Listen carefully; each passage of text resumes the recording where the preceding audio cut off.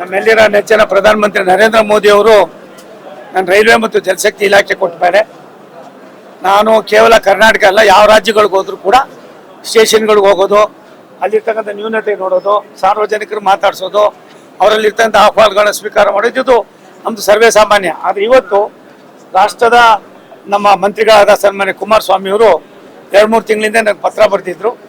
ಆ ಪತ್ರವನ್ನು ತೆಗೆದುಕೊಂಡು ನಾನು, ಅವರು ಮತ್ತು ನಮ್ಮ ವೈದ್ಯರವರು ಎಲ್ಲರೂ ಇವತ್ತು ಒಂದು ಕಡೆಯಿಂದ ಹೋಗ್ತಾ ಇದ್ದೀವಿ, ನಮ್ಮ ಇಡೀ ಸೀನಿಯರ್ ಆಫೀಸರ್ಸು. ನನಗೆ ಖುಷಿಯಾಗಿದ್ದು, ಸಣ್ಣ ಪುಟ್ಟ ಪ್ರಾಬ್ಲಮ್ಗಳು ಯಾರ ಗಮನಕ್ಕೂ ಬಂದಿರೋದಿಲ್ಲ. ಲೋಕಲ್ನಲ್ಲಿ ಹೇಳಿರ್ತಾರೆ, ಕೆಲವರು ಮಾಡಿರೋದಿಲ್ಲ ಅಂತ ಬಂದ ತಕ್ಷಣ DRM ಇರ್ತಾರೆ. ಆ DRM ಅವರು ಅದಕ್ಕೆ ಪೂರ್ತಿ ಅವರೇ ಇನ್ಚಾರ್ಜ್ ಇರ್ತಾರೆ. 2 ನಿಮಿಷಕ್ಕೆ ಆ ಕೆಲಸಗಳಾಗ್ತವೆ. ಸಣ್ಣ ಪುಟ್ಟ ಅಲ್ಲೋ ಮೇಲ್ ಸೇತುವೆ ಇರ್ಬೋದು, ಕೆಳ ಸೇತುವೆ ಇರ್ಬೋದು, ಸ್ವಚ್ಛತೆ ಇರ್ಬೋದು, ಕೆಲವು ಕಡೆ ಪ್ರಯಾಣಿಕರಿಗೆ ಆಗ್ತಕ್ಕಂಥ ತೊಂದರೆ ಇರ್ಬೋದು, VIP ನಲ್ಲಿ ಕೂತ್ಕೊಳ್ಳೋಕ್ಕಂಥದ್ದು, ಸಾಮಾನ್ಯ ಜನಗಳು, ಇದೆಲ್ಲವೂ ಕೂಡ ದಿನ ಬೆಳಗಾದ ಆಗಬೇಕು ಅನ್ನೋದು ರಾಷ್ಟ್ರದ ಪ್ರಧಾನಿಗಳ ಒಂದು ಆಶಯ.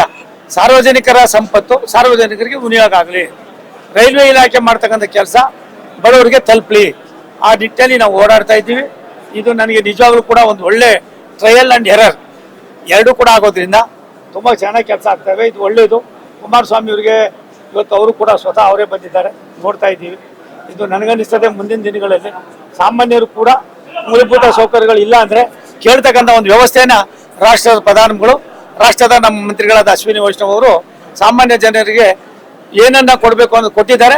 ಅದು ನಡೀತಾ ಇದೆ ಇಲ್ಲೋ ಅನ್ನೋದು ನೋಡೋದಕ್ಕೆ ಮಾತ್ರ ನಾವು ನಮ್ಮ ಸೀನಿಯರ್ ಆಫೀಸರ್ ಬಂದಿದ್ದೀವಿ. ಕಳೆದ ಬಾರಿ ಬಂದಿದಾಗ ಇನ್ನೊಂದು ತಿಂಗಳಲ್ಲಿ ಒಂದೇ ಭಾರತ್ ಆಯ್ತು, ಒಂದೇ ಭಾರತ್ ಆಗಿದೆ. ಆಧುನೀಕರಣ ಒಂದ್ ನಿಮಿಷ ಆಧುನೀಕರಣ ಶುರು ಮಾಡ್ತಾ ಇದ್ದೀವಿ. ಉದ್ಘಾಟನೆ ಆಗುತ್ತೆ, ಉದ್ಘಾಟನೆ ಮಾಡ್ಬೇಕಾಯ್ತದೆ. ಒಂದು ನಾನು ಮುಂದಿನ ಸಾರಿ ಬಂದಾಗ ಅದು ನೋಡ್ತೀನಿ. ಇಲ್ಲ ಈಗ ಸಾಯಂಕಾಲ ಹೋಗ್ಬೇಕಾದ್ರೆ ಫ್ರೀ ಸಿಕ್ಕಿದ್ರೆ ನಾನು ಸಾಯಂಕಾಲ ನೋಡೋಗ್ತೀನಿ, ಇಮಿಡಿಯೇಟ್ ಆಗಿ ಮಾಡಿಸ್ತೀನಿ. ವಿಶೇಷವಾಗಿ ಏನಾದ್ರು ಮಾಡ್ತಾರೆ ಸರ್ ಈ ಸ್ಟೇಷನ್? ಇವತ್ತು ಇಲ್ಲೇನಿಲ್ಲಪ್ಪ, ಇದಕ್ಕೆ ನಮ್ದು ಆದ್ಯತೆ ಸಾರ್ವಜನಿಕವಾಗಿ ಜನಕ್ಕೆ ಪ್ಯಾಸೆಂಜರ್ಗೆ. ನಾವು ಅಲ್ಲಿ ಇದ್ರೊಳಗೆ ಟೊಯೋಟಾ ಕಿರ್ಲಕ್ಸ್ವರ್ ಇರೋದ್ರಿಂದ ನಾವು ಹೆಚ್ಚಿನ ಆದ್ಯತೆಯನ್ನ ಕಮರ್ಷಿಯಲ್ಗೆ ಅಲ್ಲಿ ಬಿಡದಿ ಕೊಡ್ತೀವಿ. ಸರ್, ಈಗ ಮಲ್ಲಿಕಾರ್ಜುನ ಖರ್ಗೆ ಬಿಜೆಪಿ RSS ಕೊಡ್ಬೇಕು ಅನ್ನೋ ಹೇಳಿಕೆ. ನೋಡಪ್ಪ, ಒಬ್ಬ ಸೀನಿಯರ್ ರಾಜಕಾರಣಿನೂ ಕೂಡ, ಒಬ್ಬ ಸೀನಿಯರ್ ರಾಜಕಾರಣಿ ಮೇಲ್ಪಂಕ್ತಿಗೆ ಹೋದಂಥವ್ರು ಕೂಡ ಎಲ್ಲ ಒಂದು ಕಡೆ ತಮ್ಮಲ್ಲೂ ಕೂಡ ಕೆಲವು ಲೋಪಗಳಿವೆ, ಎಡವಟ್ಟಿದೆ ಅನ್ನೋದಕ್ಕೆ ಸನ್ಮಾನ್ಯ ಹಿರಿಯರಾಗಿರ್ತಕ್ಕಂಥ ಮಲ್ಲಿಕಾರ್ಜುನ ಖರ್ಗೆ ಸಾಹೇಬರು ಒಂದು ಉದಾಹರಣೆ. ಯಾಕೆ ಅವ್ರು ಈ ರೀತಿಯಾಗಿ ಗೊಂದಲ ಮಾಡ್ತಾ ಇದ್ದಾರೋ ಗೊತ್ತಿಲ್ಲ. ನಾನು ಅವರಲ್ಲಿ ವಿನಂತಿ ಮಾಡ್ತೀನಿ, ನಿಮ್ಮ ಪದೇ ಪದೇ ನೀವು ಹೇಳ್ತೀರಿ ನನ್ನ ರಾಜಕಾರಣ ತೆರೆದ ಪುಸ್ತಕ ಅಂತ. ನೀವು ತೆರೆದದ್ದು ಇಲ್ಲ, ಪುಸ್ತಕನೂ ಇಲ್ಲ. ಇದಾಗಬಾರ್ದು. ನಿಮ್ಮಂಥವ್ರೆಲ್ಲ ಒಂದು ಕಡೆ ಈ ರೀತಿಯಾಗಿ ನಡ್ಕೊಂಡ್ರೆ ಮುಂದಿನ ಪೀಳಿಗೆ ಏನಾಗ್ತದೆ ಅನ್ನೋದನ್ನ ನೀವು ಅರ್ಥ ಮಾಡ್ಕೋಬೇಕಾಯ್ತದೆ.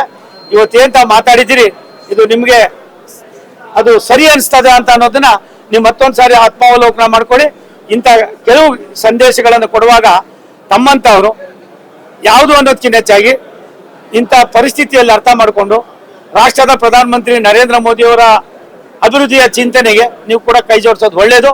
ಸಣ್ಣ ಪುಟ್ಟದ್ದು ಮಾಡಿ ನಿಮ್ಮಲ್ಲಿರ್ತಕ್ಕಂಥ ಕೊಳಕು ವ್ಯವಸ್ಥೆಯನ್ನ ಸಾಮಾನ್ಯರಿಗೆ ತೋರಿಸೋದು ಮುಖ್ಯನ. ನೀವು ಕೂಡ ಚಿಕ್ಕವರಾಗೋದು ಅವಶ್ಯಕತೆ ಇಲ್ಲ ಅಂತ ನನ್ನ ಭಾವನೆ. ನೀವು ಅದೇ ಮಾಡ್ತೀನಿ ಅಂದ್ರೆ ನಾನೇನು ಮಾಡೋಕ್ಕಾಗಲ್ಲ.